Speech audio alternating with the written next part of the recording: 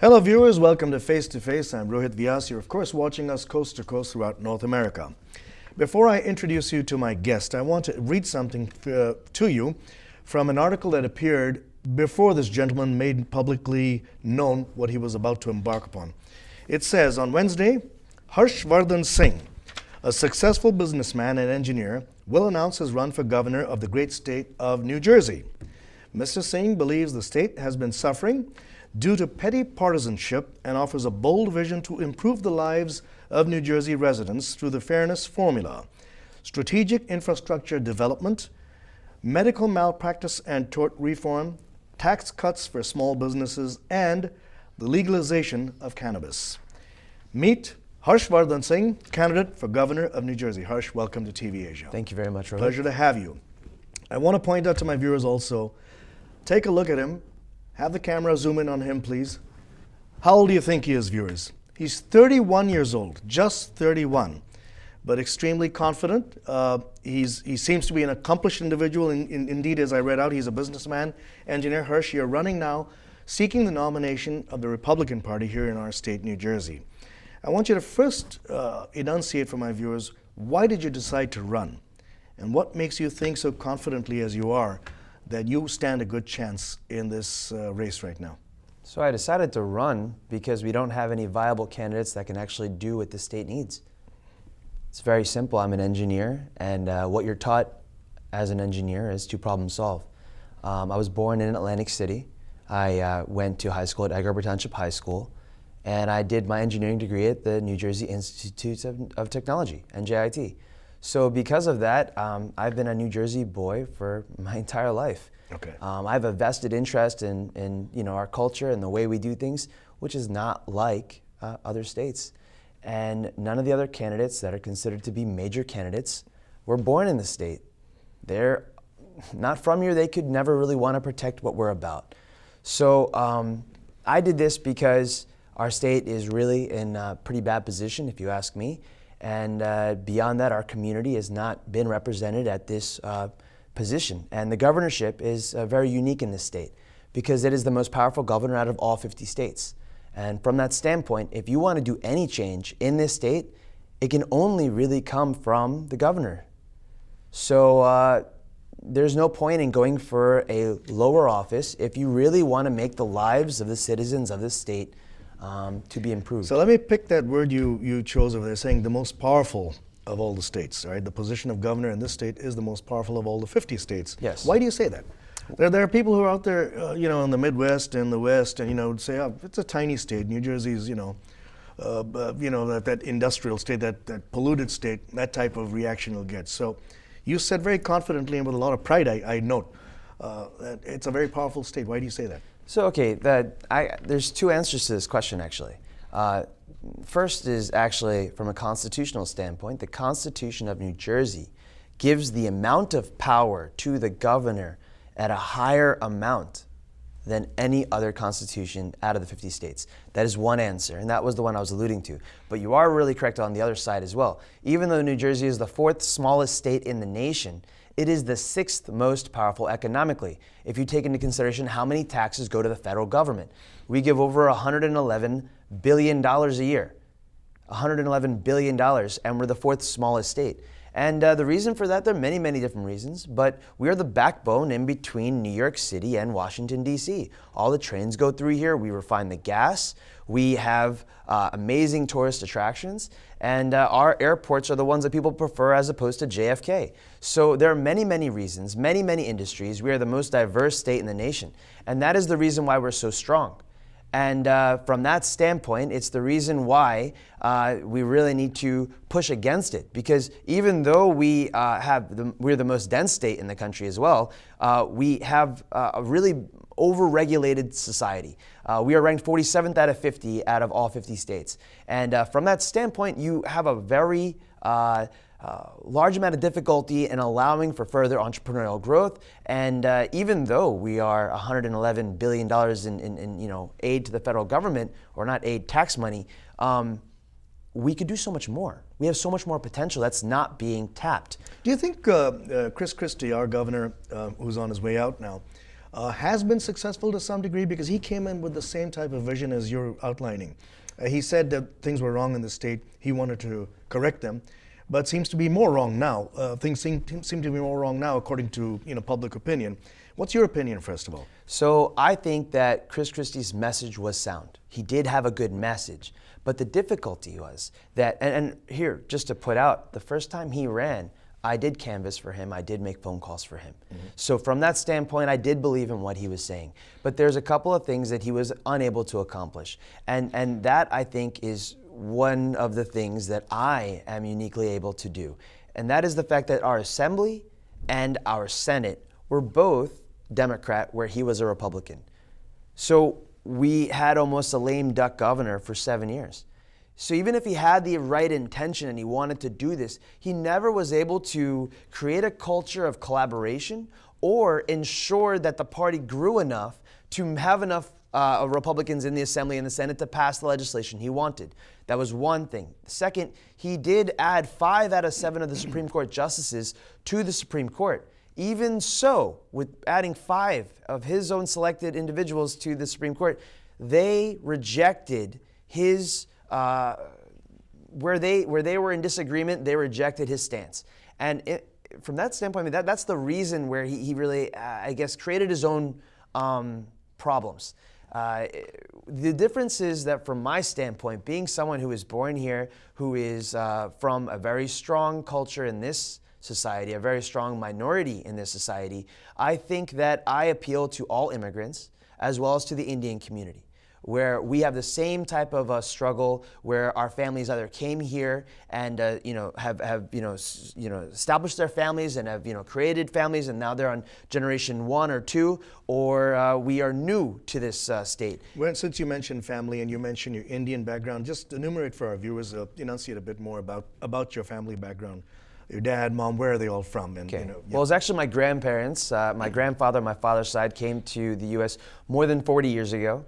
And he came here to kind of educate as a professor at different universities, from Wharton to Trenton State University to Stockton and beyond. He actually had multiple master's degrees and a couple PhDs from Sorbonne University in Paris, and from there was one of the highest educated people in India before he came to the U.S. and started getting established with the academia here. Okay. He brought my father here and said, you need to become part of this society because there's so much to learn. And my dad came here and actually studied at Stockton University, did his computer science degree. He had a previous background as an engineer, electronics engineering. And so came here, did that, and from that, kind of developed out. He started working at MITRE Corporation, the MIT Research Corporation, and from there went to Computer Sciences Corp, then what was then Martin Marietta, which then combined into Lockheed Martin, which was one of the largest defense contractors in the world, before he started his own business 22 years ago. And then came along you. So actually my sister was born first. She was born in Voorhees. Before Voorhees, my parents lived in Trenton. So from Trenton, they moved to Voorhees. From Voorhees, they moved to South Jersey, where I was born in Atlantic City. And my family never left there because they love the environment and the culture and the people. All right, we'll take a quick break. When we come back, we'll talk a bit more about issues and what you think you're going to do to change our state. Our guest viewers, Hirsh Singh. He's an Indian American candidate for governor of the state of New Jersey. We'll be right back after a short break.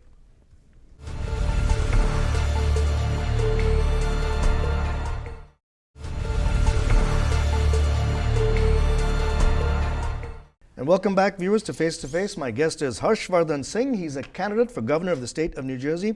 Hirsh, now you're seeking the nomination of the Republican Party here in this state. The odds are, according to public opinion thus far, the odds are a Republican getting the office of governor again after 2 terms for Chris Christie pretty low, okay, at this point. Why are you appearing so confident that you, as a Republican, first of all, you have to get the nomination. You got to secure the nomination of the party, and that election is June 8th, correct? Yes. The primary? June 6th. June 6th is the primary. All right. Why do you think the people of the state of New Jersey are going to vote for a Republican once again? So at the primary level, I would say that the candidates are in a bit of a difficult situation due to last 7 years. The current frontrunner is kind of attached at the hip with an administration with 17% approval rating.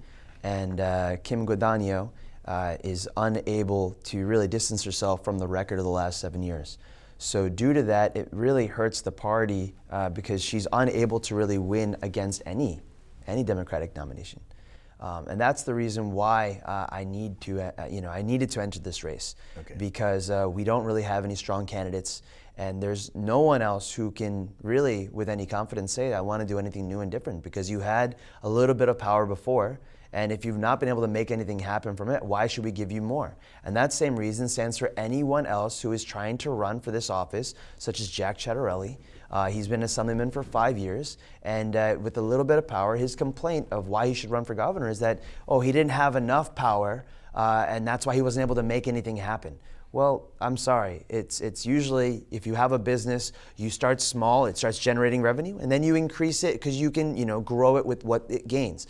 So you have to have a logical approach here, and it's counterintuitive for the Republican Party from that standpoint. So here's the question I have for you then. Do you consider yourself an outsider then? You're not a political establishment figure by any means, and you're very young. Right? Yes, I'm sorry. So you're an outsider, sort of like, now I'm not comparing you, but sort of like Donald Trump. At the presidential level, he was an outsider. He kept talking about the fact that, drain the swamp, get rid of all the old, political establishment types, and here come in with fresh ideas. Do you see yourself, I'm not comparing you to Trump, I'm using that simply as an example. Do you see yourself as a person with fresh ideas and a fresh outlook on life, basically, for Jersey? So being so young, I automatically bring in kind of what is more fresh, and I bring it to the table. But the real matter of fact is that the population of New Jersey, as well as the entire country, no matter if you're Democrat or Republican, is not happy with the environment. It does not matter if people have slight disagreements on certain issues. What really matters is the climate something that people can grow and prosper in.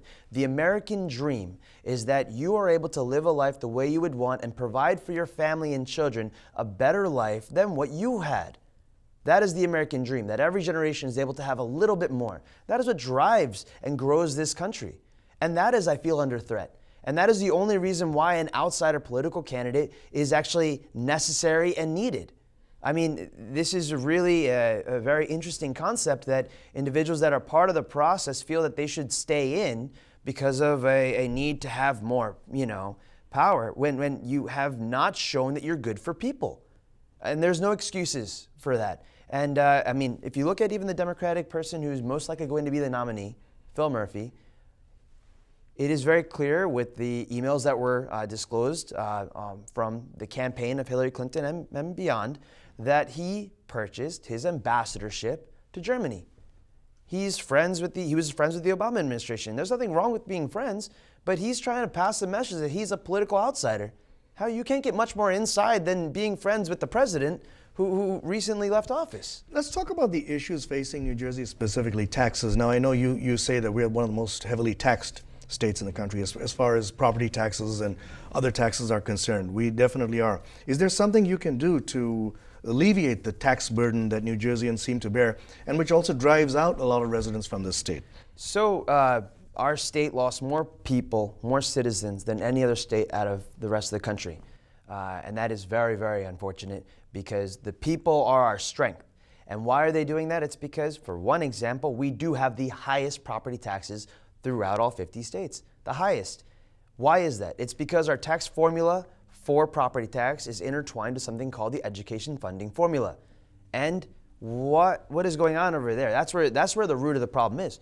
New Jersey spends the third, even though it's the fourth smallest state, spends the third in education out of all 50 states. And that number comes out to $13.3 billion. We spend $13.3 billion, yet only 5% of the school districts get 52% of that funding. 5%. Those are the ones that tend to have the lowest graduation rates.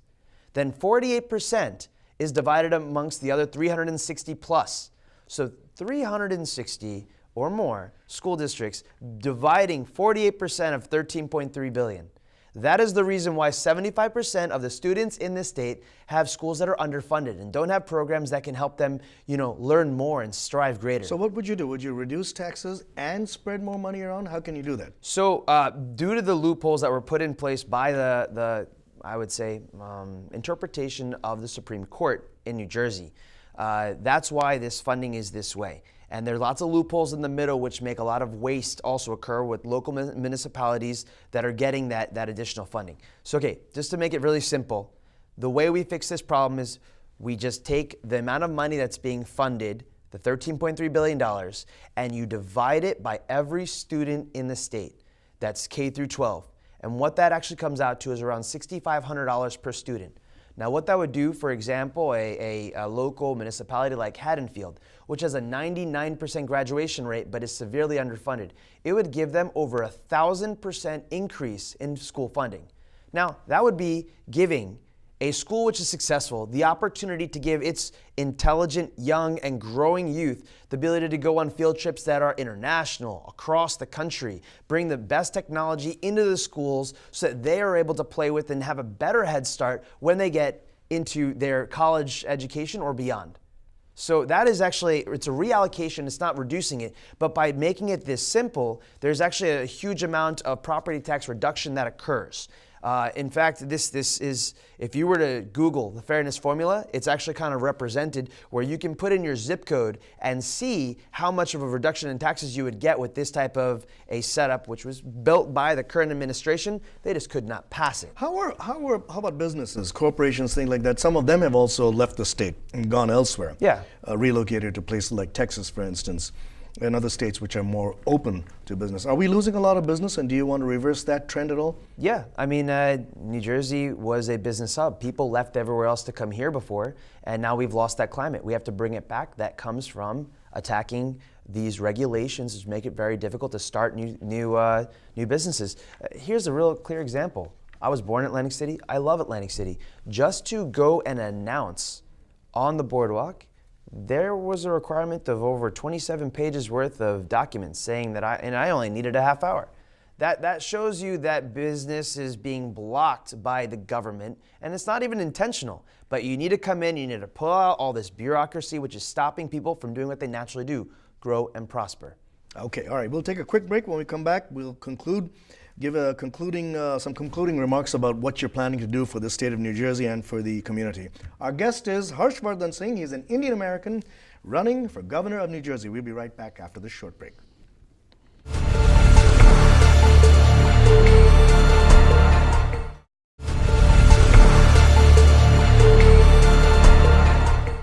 And welcome back to Face to Face. Once again, my guest is Hirsh Singh. He's a candidate for governor of the state of New Jersey.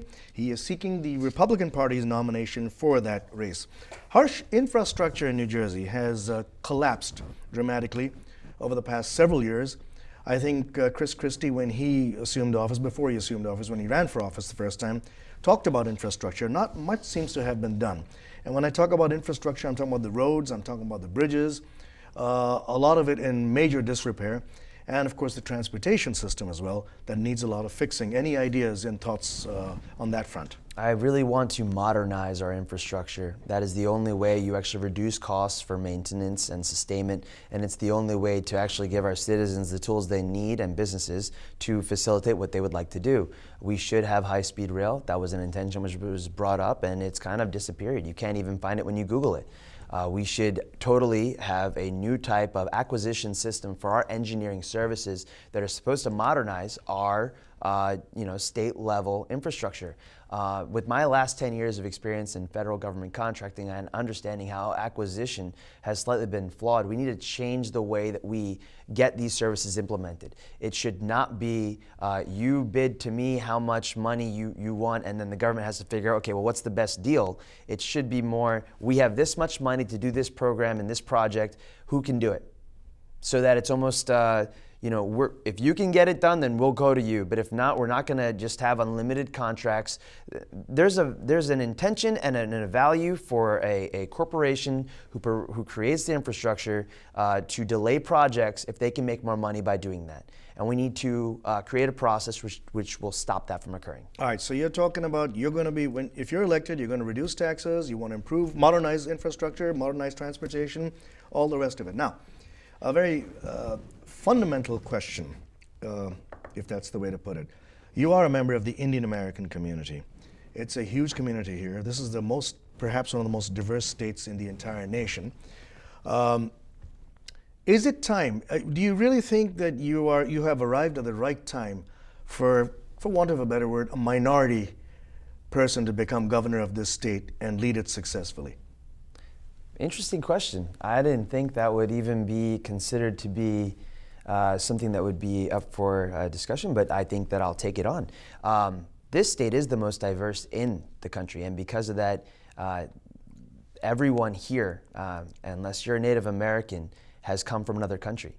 So anyone who has led anywhere most likely has come from another country. From that standpoint, we are no different than anyone else. The difference only is that here, our community, the South Asian community, the Indian community, is the largest percentage than any other state. And if we were to come together and actually, I mean, right now we are the most educated and we are the wealthiest. But if we were to come together, we would also be the most powerful. And that is something where it's a unique opportunity for us to come, because our message that our campaign is putting together is really appealing to everyone who has been here from the get-go. All the people that show up at the primaries, people that show up at elections. It doesn't matter if you're Italian, it doesn't matter if you're English, it doesn't matter if you're German. You are liking this message and people are gravitating toward it. But it's our community which has not had enough leaders to really pull the community together and say, this is not about one group or another, it's about our community. And we don't need special treatment. We're looking for fair treatment, because what's good for us is good for everyone else as well. When things are fair, we do pretty well. And that's all we're looking for. But the real standpoint, and that's from the community standpoint, but beyond that, now is the time, because if we don't do something right now, we won't have another opportunity for a real long time. The momentum in the country is for change. And the people that are running for this office right now cannot offer that. In fact, with the Republican Party owning the governorship, at best, it was like the top of a cap of a soda bottle. It was just stopping things from going in a much more drastically higher taxed environment. We need to reshape, and this year is unique because every assembly seat is up for grabs, every Senate seat is up for grabs, as well as the governorship is. Finally, do you see yourself as a unifier then? Based on what you just told me, the reason I asked that question was very deliberate, to get that type of an answer, to see if you could, and you did. And so, do you then see yourself, Harshvardhan Singh, as a unifier for the state of New Jersey? I am a very straightforward and simple person, and that is the only way you're able to get your message across to every type of community. I have friends in the Hispanic community, I have friends in the Muslim Islamic community, I have friends in all aspects of the German, Polish, Russian communities in this state, as well as the Indian community. I don't think there is a community here where I do not have friends, because our schools are diverse, our universities are diverse, and when you are a part of the programs that are happening in the state, you are around all people. So this is a strength. Yes, I am a unifying candidate, but I think that the message is what unifies people, because this state can only go in a bad direction if we pick someone else. So it's a unique opportunity to bring people together and really say, you know, this is the strength of America, and we're going to bring it to our state first and show the rest of the country that it can be done here in an effective manner. I want to thank you for joining us on TV Asia, and I also want to wish you a lot of luck in the campaign. You've had some great ideas, and I wish you well. Thank you very much, Rohit. Thank you. I truly appreciate it. Our guest has been Harshvardhan Singh, candidate for governor of the state of New Jersey. This has been a special edition of Face to Face. I'm Rohit Vyas.